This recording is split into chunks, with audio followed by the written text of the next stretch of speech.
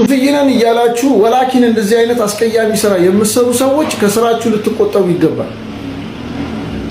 ምንድነው አሁን ከዚህ ምንድነው የምንማረው? እኛ ዑለማዎቻችን እንደዚህ እንድንሆን ነው እንዴ መንገዱን የዘረጉልን ነው? ሐቂቃ እስቲ ንገሩ እንዴ። ሲጀመር የኛ ዑለማዎቻችን ጸጉራቸውን እንደ ሴት ተሰርተው ነበር እንዴ? እስቲ መልሱ። ያደረከው ኮፍያ የማን ኮፍያ እንደሆነ ልታውቀው ይገባል። ካላወቅ አጠገብ ያለችው ልጅ ጠይቃት። እሷም ካላወቀች ደግሞ ኡስታዞችን ወይም ደግሞ አጠገብህ ያሉ የሱፊ ዑለማዎች ጋር ሄደህ ተጠግተህ ስለዚህ ኮፍያ ማወቅ ትችላለህ። ትላንትና ስንት መስዋዕት ከፍለው ደማቸውን አፍስሰው አጥንታቸውን ከስክሰው ነው ይህንን መንገድ ቀጥ አድርገው ለእኛም እኛ ድረስ የሚያደርሱት ወደፊት ላሉ ትውልዶችም እንዲደርስ ያደረጉት።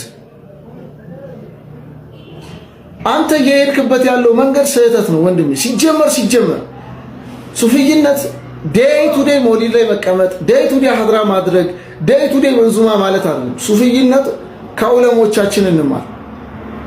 ማታ እንቅልፍ የለም፣ ቀን ደርስ ላይ ነው፣ ሌሊቱን ደግሞ በሶላትና በኢባዳ ያሳርፋሉ። በቃ ሽንት ቤት እንኳን የመግቢያ ሰዓት እስኪያጡ ድረስ በዒልም ያሳልፋሉ። አላህን ጀለ ጀላሉሁ ዴይ ቱ ዴይ እስትግፋር ያደርጋሉ፣ ይለምኑታል። ያ አላህ ያ ረቢ ማረኝ ይሉታል። ምን ብዬ ልንገራችሁ? የዑለሞቻችን መንገድ ቀልድ አይደለም ወንድም።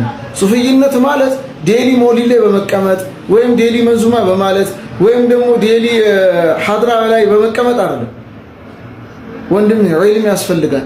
ወሃብያ ለመሆን ዒልም አያስፈልግህም። ቢድዓ ለማለት ዒልም አያስፈልግህም። ወላኪን ግን ሱፊይ ነኝ ለማለት ወይም የሱፊዮችን መንገድ ለመከተል ዒልም ያስፈልጋል፣ እውቀት ያስፈልጋል። ትክክለኛ ነገር ነው እየነገርኩ ያለሁት እና ተቀበለኝ ወንድም። እንደዚህ አይነት አስቀያሚ ስራ እየሰራችሁ የዑለሞቻችንን መንገድ የምታሰድቡ ሰዎች ከስራችሁ ልትቆጠቡ ይገባል። ይሄን ካልኩኝ ይበቃኛል።